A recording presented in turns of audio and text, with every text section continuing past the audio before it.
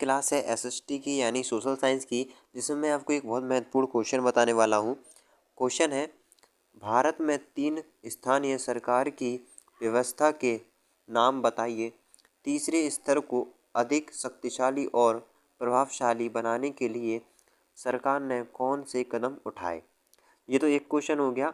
अब यही क्वेश्चन 2-3 तरीके से आ सकता है। देखिए दूसरा है अथवा, लेकिन जो 3 क्वेश्चन है ये पहला, दूसरा, तीसरा, ये तीनों क्वेश्चन एक ही है, लेकिन ये इस तरीके से आ सकते हैं अलग अलग, इसलिए मैंने आपको तीनों तरीके बताए हैं और आंसर इनका एक ही होगा, जो कि मैं आपको इस वीडियो में बताने वाला हूँ।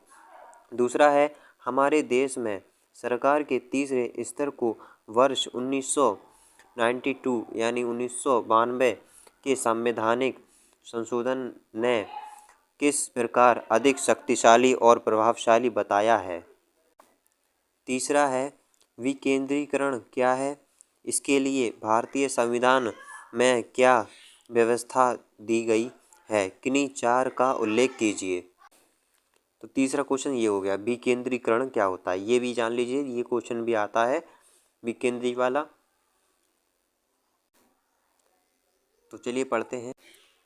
जब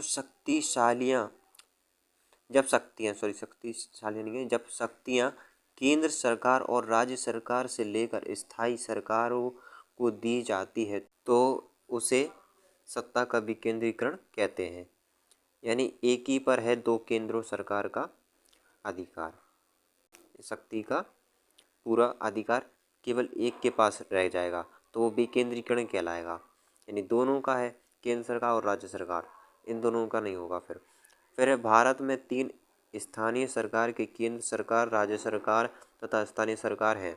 वर्ष 1992 के बाद स्थानीय स्वशासी निकायों के चुनाव कराना संवैधानिक बाध्यता हो गया है। जैसे पहला पॉइंट, अब ये मैंने आपको बताया था ना क्वेश्चन, उसमें 4 पॉइंटों का उल्लेख कीजिए, तो वही पहला पॉइंट है, प्रत्येक राज्य में पंचायत और नगर पालिका चुनाव कराने के लिए राज्य चुनाव आयोग जैसी स्वतंत्र संस्था का गठन किया गया।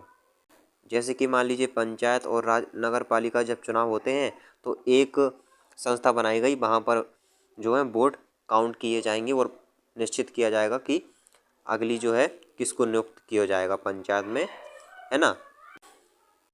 दूसरा है, स्थानीय स्वशासी निकायों को राज्य सरकार को अपने राजस्व और अधिकारों का कुछ हिस्सा देना पड़ता है। मतलब कि जो टैक्स वहाँ से लिया जाता है वो देना पड़ता है। देखिए उसी के आगे का, इस प्रकार सत्ता की भागीदारी की प्रकृति प्रत्येक राज्य की अलग अलग है। तो ये अलग अलग है, किसी को अलग तरीके से और किसी को अलग तरीके से, ये इस तरीके का बताया गया है, मतलब कि बनाया गया है कि आपको कौन सा पद दिया जाता है और आपको कौन कौन से अधिकार दिए जाते हैं, ये सब अलग अलग होता है हर राज्य में।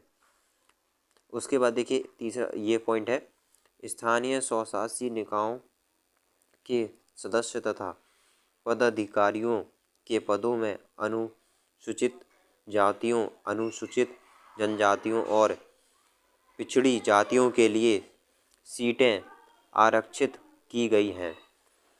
स्थानीय निकायों में कम से कम 1/3 पद महिलाओं के लिए भी आरक्षित किए गए हैं। तो पहले क्या होता था, महिलाओं को इतना नहीं प्रधानता नहीं जाती थी, पुरुषों को दिया जाता था, लेकिन अब जो है महिलाओं को भी भागीदारी दिया जा रहा है। तो ये हमारा कॉन्सेप्ट क्लियर हुआ इस क्वेश्चन का। तो वीडियो अच्छी लगी लाइक करें, साथ ही चैनल को सब्सक्राइब करें। मिलते हैं अगली वीडियो में।